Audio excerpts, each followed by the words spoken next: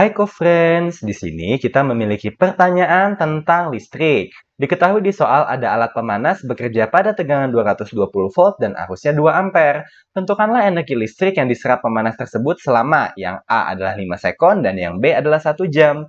Bagaimana cara mengerjakannya? Jadi mula-mula kita tuliskan semua data-data yang diketahui. Kita punya nilai tegangan yaitu 220 volt dan kita juga punya nilai arus yaitu 2 ampere. Nah, setelah kita menuliskan semua data yang diketahui ini, yang ditanyakan di soal adalah berapakah energi yang diserap? Nah, selama yang A itu adalah 5 sekon dan yang B itu adalah untuk waktu 1 jam.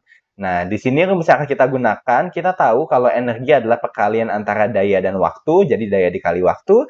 Sedangkan rumus dari daya listrik, nah ini adalah tegangan dikalikan dengan arus. Nah, jadi dengan menggabungkan dua rumus ini, kita bisa mendapatkan energi listrik yang dikonsumsi oleh pemanas tersebut.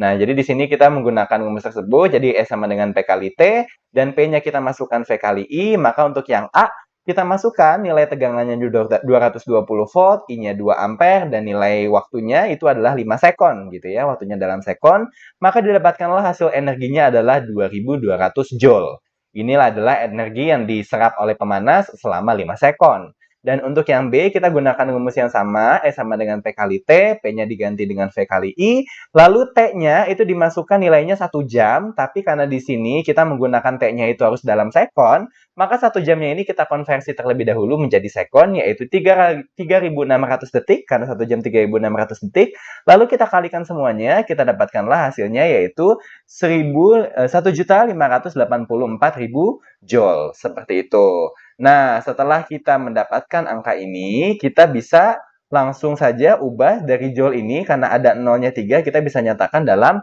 kilojoule juga. Jadi hasilnya adalah 1.584 kilojoule, karena 1000 di sini udah berarti kilo, gitu ya.